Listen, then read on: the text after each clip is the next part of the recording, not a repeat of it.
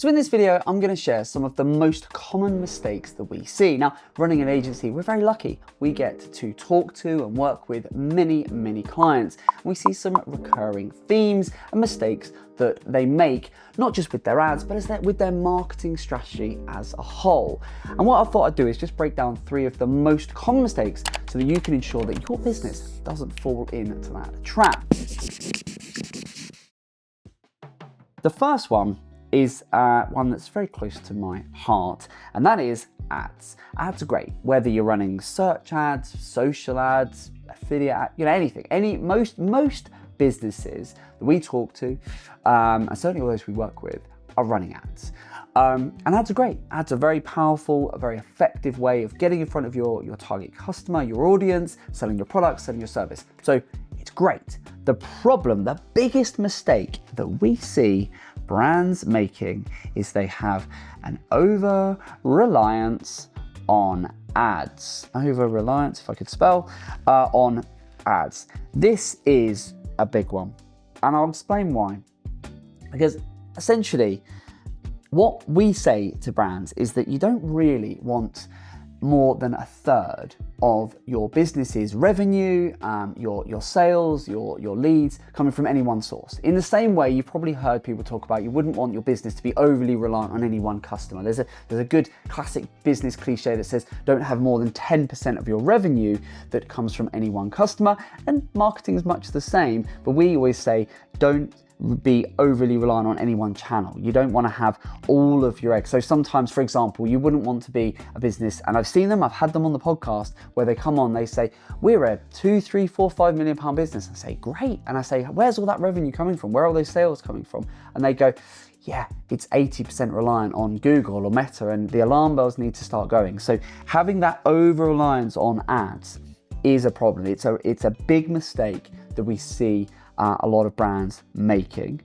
And one of the ways we have come up with over the years to sort of address this and ensure and be able to shine a spotlight for those businesses, they actually, look, you are becoming over-reliant, particularly as businesses want to scale, because they might come in and they're doing, I don't know, 1 million revenue or whatever, a couple of million. They're sort of at that, most of the businesses we work with are in the sort of the 2 to 10 million turnover. That's where they typically come to us. So let's say they're doing a couple of million. Say we're at this sort of point. They're doing a couple, in fact, we'll start that again. Let's just say we're doing a couple of million. And they say, right, we want to get up to 5 million. And we go, great. And then we'll look at this 2 million and we'll say, well, where is that coming from right now? And if we look at it and we go, well, actually, a huge proportion of that, 50, 60, 70, 80% of that is coming from ads, then we're going to immediately start to think and ask them, well, what else are we doing to dilute down that reliance? And we've come up with an acronym that we use all the time, which is really effective. It's very simple, and it's BEAR. And I've spoken about this before on other sessions. And BEAR is an acronym we use, and it helps brands to understand their reliance on what we consider to be the 4 key pillars. And as a home and garden brand watching this, you're going to know, or you should know, that your brand is going to play a key role. So your sales, your leads, you're going to have some brand visibility. Now, that's going to change and vary depending on whether you're an e-commerce business, brand, or if you are a bricks and mortar business that operates within a set area. But you're going to have a brand visibility, brand awareness, brand affinity, depending on how long you've been trading and your target area and what sort of product or service you have. So understanding what role that plays, and there's lots of data and metrics you can get that will give you an insight into the role that your brand is playing. So the B in BEAR is brand. The E, email, and that's something we're going to come on to later in this video. The A is ads.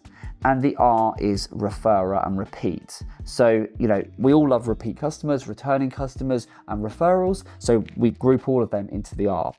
But by looking at that, and one of the first things we do whenever we're talking to a prospective client is we say to them, hey, let's look at BEAR and let's overlay BEAR onto your business and understand. And very quickly you can go, well, actually, our brand is playing a role of, I don't know, on average 10 to 20% of our leads and sales. We are doing email, we're not doing email. We've got a 40, 50, 60% reliance on ads, and then we get a few referrals and repeat. We'd look at that and go, okay, well, if we're wanting to go from a 2 million to a 5 million, or from a 5 million up to a 10 million pound business, we'd be going, well, that's fine, but we're not going to want to continue that trajectory of being so hugely reliant on ads. Now we can look at the ads and we can do that, but we need to look at what we'd say, and what you need to make sure you do to avoid these mistakes is look at the whole of the marketing pie, not just what's working right now when you're thinking about growth, because you don't want to become so hugely reliant on a single channel. So ads is a big one. We see this over-reliance on ads, and there will be lots of you watching this that are thinking, well, yeah, our business is growing, or we're maybe you're plateauing.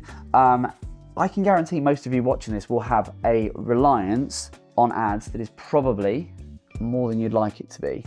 Don't worry about it, because that's most businesses. Just be aware of it and then look at, okay, what can we be doing to dilute this down, and obviously making your ads as effective as you can, but then diluting it down. And just that, it's just having that awareness, just being aware that as a brand, you don't want to just put all your eggs in that basket. I see that, and that's a big mistake. And it's something that when a client comes to us, we look at it and we say, we need to look at, yes, we need to be doing your ads, but you need to be looking at what else you're doing. And one of the easiest and quickest ways to do that is your organic. So making sure that from an organic perspective on your socials, this and the other, that you're active and you're out there and so on.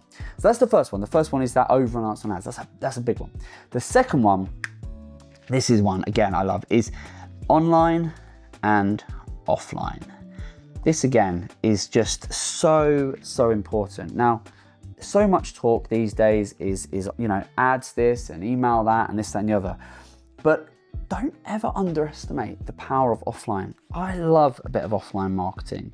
In our agency, we do it. We're a digital agency, we're a growth marketing agency.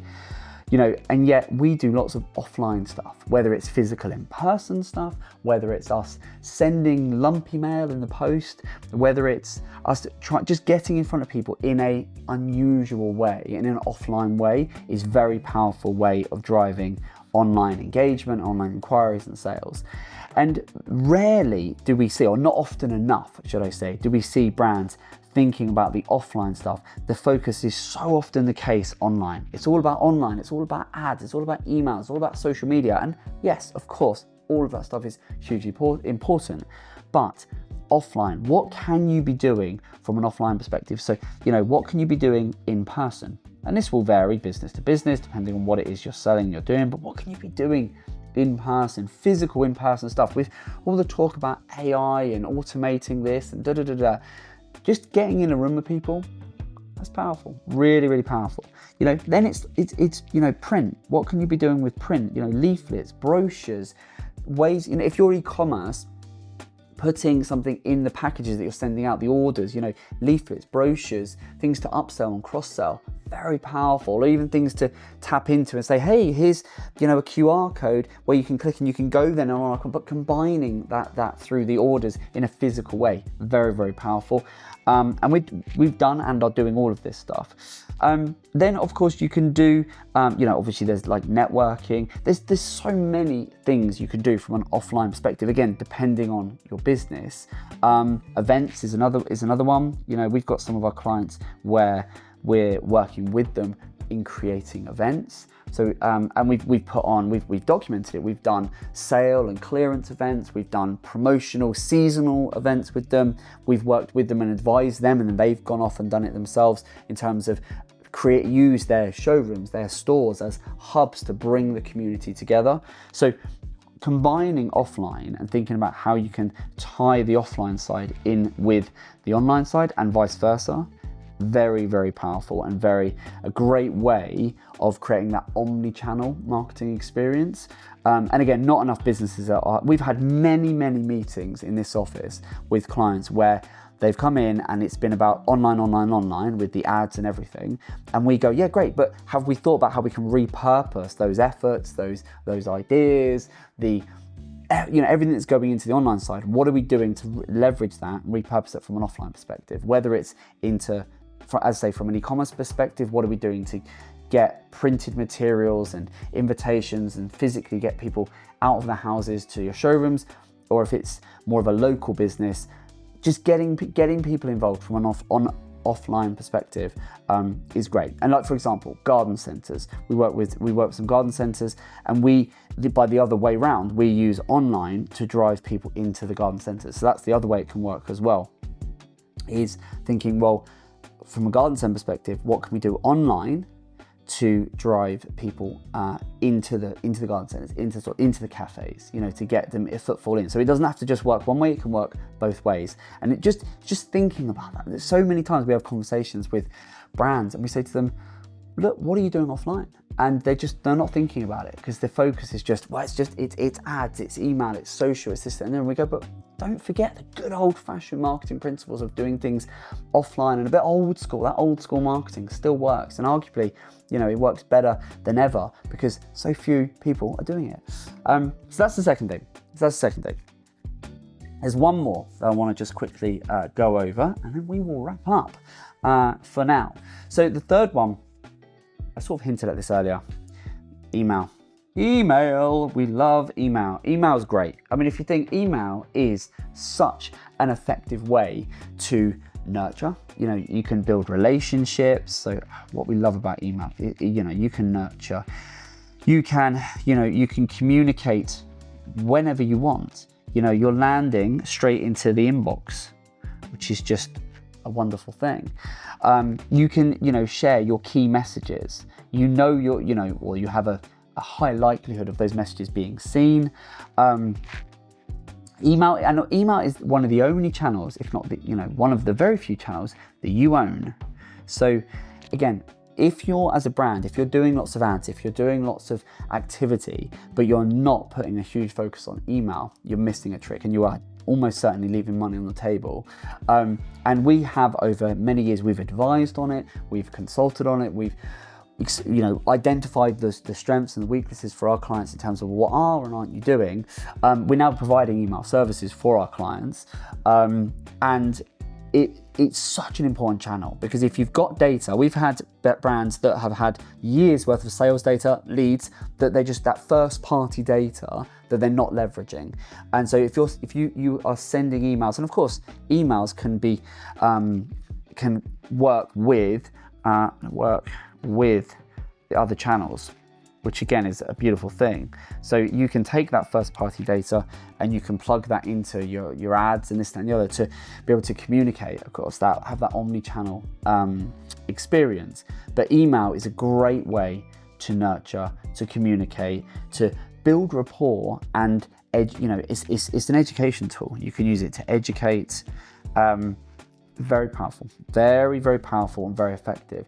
And not enough businesses, home and garden businesses, are using email. The amount of businesses that we speak to, where we say to them, what are you doing with email? And we either get, we send emails occasionally, or we have an initial sequence when someone signs up, we send a flow of 3, 4, 5 emails out, but then nothing. They'll send an email once in a blue moon, or they'll just send sales emails and they'll hit it at seasonal sale periods, but nothing else. They're not using email to educate, to inspire, to inform. They're just using emails to sell. And if you're doing that, that's potentially a mistake. So look, you've got 3 big mistakes. They are, and we're talking to businesses and working with businesses every single day. They are the 3 biggest mistakes that we see. So I'll go through them one more time. We've got that over-reliance. So we've got an over-reliance on ads. That's the first one. We have got the online and offline. Just if you're doing so much, if you're doing your marketing and you're not thinking everything you're doing online, think, well, how do we repurpose that offline? And everything offline that you're doing, think, how do we repurpose that online? If you get into that mindset, not always will it cross-pollinate, but more often than not, it will. And then the third one is email. Just make sure you're using email to nurture, and using it for, and not just doing the basics. It's all well and good just setting up a flow and using these off-the-shelf solutions, but get a bit creative. Use email more effectively. And then if you're doing that, you're creating an omni-channel experience here. You're leveraging email to stay top of mind here, and you're ensuring that your business, as you grow, you are not overly reliant on any one channel. If you do that, you're going to have a more profitable business. It really is as simple as that. And we're looking at all of these elements for our clients and ensuring that not only are we growing their business, it's relatively easy to grow a business, but if you're growing it in the wrong way and you're not doing things this is common sense, right? Not being overly reliant on anything, ensuring we have an omni-channel experience, particularly these days, and then making sure that the data that we own, the platform that we own and control, we are making sure that we are adding maximum value to our customers to build that brand affinity, that brand loyalty. That is all common sense stuff, and it leads to more profitability within your business, greater revenues, and it ensures that as a business you're growing, and you're growing in a sustainable way. And ultimately, home and garden businesses, that is the name of the game. So look, hope you found this useful. Let me know if it has, if there's bits anything that's resonated with you in the comments. I'd really like to know. And we'll keep sharing these sessions and keep trying to educate you and help you on your way to ensure that your business is as profitable as it possibly can be. Thanks so much. Remember to like and subscribe and all of that good stuff. And we'll see you on the next one. Take care.